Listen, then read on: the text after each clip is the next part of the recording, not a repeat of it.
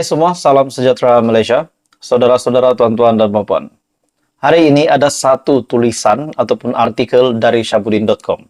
Ini adalah berkaitan dengan titah yang di Pertuan Agong, mengaitkan juga beberapa isu yang berlaku hari ini, terutamanya isu pengampunan Datuk Seri Najib Razak, iaitu usaha UMNO untuk membebaskan bekas Perdana Menteri tersebut. Syahbudin.com, imbasan titah agong, kuasa menghukum, pengampunan tidak wajar digunakan sewenang-wenangnya. Di bawah ini adalah titah yang di Pertuan Agong pada September 2022, lalu berkaitan kuasa menghukum dan pengampunan yang tidak wajar digunakan dengan sewenang-wenangnya.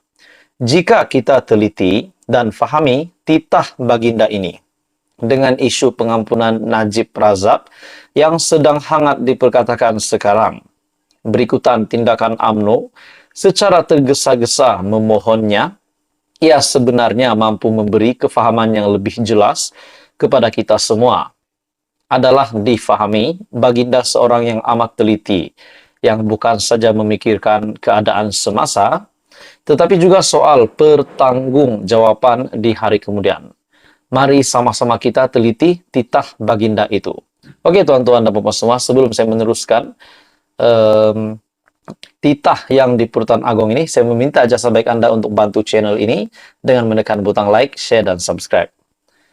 Yang di Pertuan Agong, Al-Sultan Abdullah Riayatuddin Al-Mustafa Billah Shah bertitah, kuasa menghukum dan pengampunan tidak wajar digunakan sewenang-wenangnya. Titah baginda, sekiranya undang-undang tidak dilaksanakan secara konsisten dan adil, ia bermakna penggubalan sesuatu undang-undang itu telah ternoda.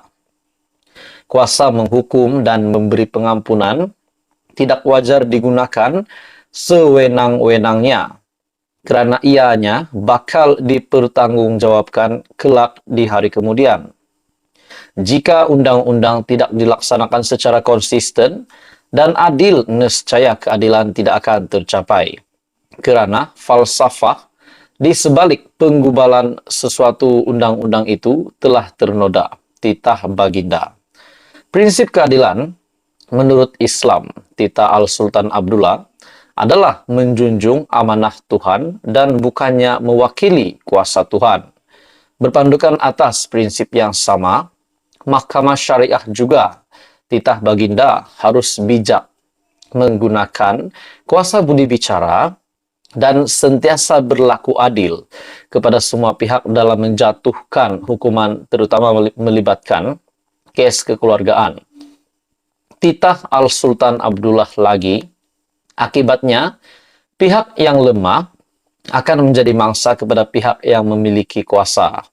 Maka, titik permulaan menghafalkan penindasan dan kezaliman akan berlaku dalam sesuatu sistem pemerintahan. Justeru Mahkamah Syariah hendaklah sebilang masa mempunyai kecekapan dalam mengendalikan kes-kes agar keadilan akan tercapai. Hakim-hakim syari hendaklah memastikan kes-kes yang dikendalikan dapat dihakimi dengan seadil-adilnya dan penghakiman dapat dilaksanakan dengan segera. Titah Al-Sultan Abdullah lagi, terdahulu baginda berkenaan merasmikan kompleks Mahkamah Syariah Negeri Pahang di sini hari ini. Berangkat sama Raja Permaisuri Agong Tunku Haja Azizah Aminah Maimunah Iskandaria. Kompleks yang siap dibina sepenuhnya pada 23 September 2021 itu menelan belanja kira-kira RM44,75 juta. Jadi saudara-saudara, tuan-tuan dan puan-puan semua, Anda boleh lihat artikel ini dari Syahbudin.com, dan itu adalah titah yang di Pertuan Agong yang menggemparkan ramai. Apa komen Anda? Teruskan bersama di dalam channel ini. Jangan lupa tekan butang like, share, dan subscribe. Info padu, info hangat disediakan di dalam channel ini. Hai semua, selamat datang ke channel Fels Lifestyle. Saudara-saudara, tuan-tuan dan puan-puan, satu berita tergempar, satu kejutan yang diterima oleh Malaysia dan khususnya kepada Perdana Menteri.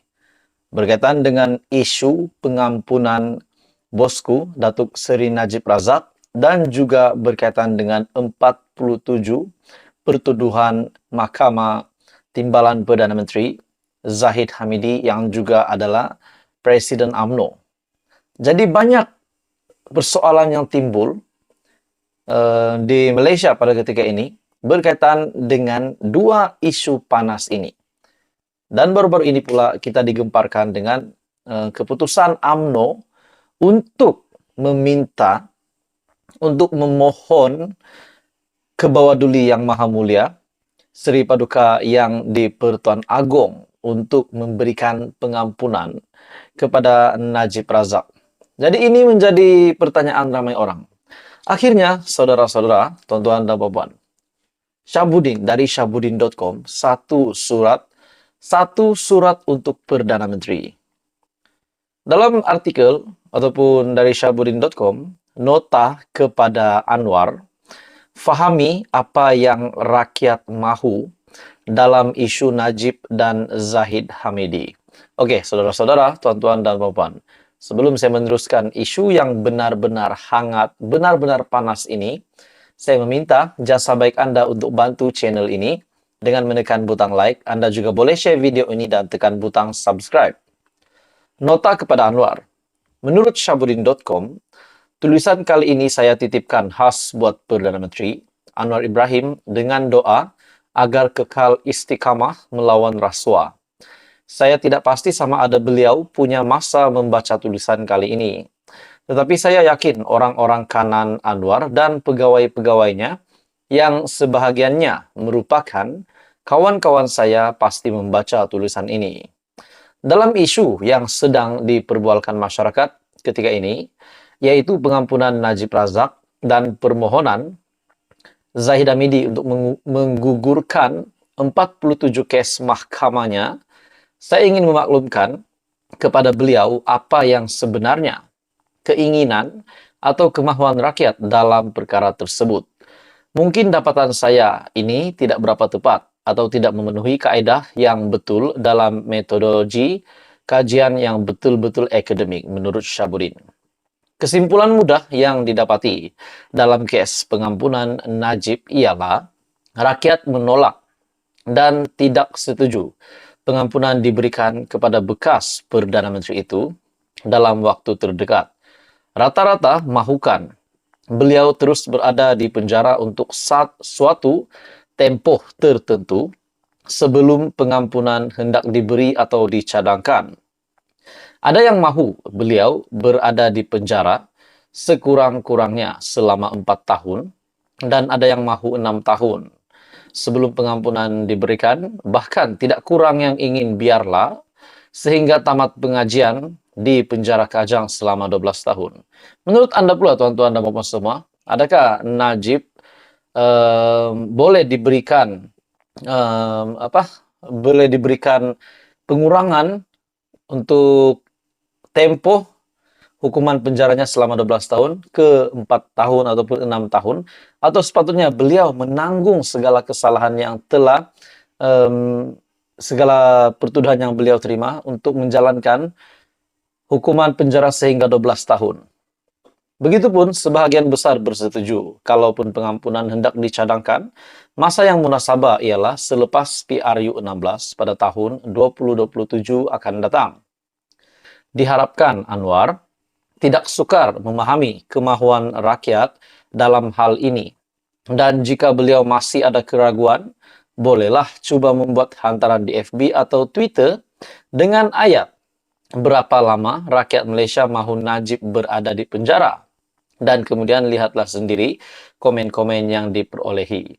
Dalam kes Zahid Hamidi pula, oleh kerana 47 kes pecah amanah, rasuah dan penggubahan wang haram berkaitan dana Yayasan Akal Budi yang sedang dihadapinya sudah dalam peringkat membela diri. Rakyat tidak setuju sama sekali jika pegawai negara bertindak menggugurkannya.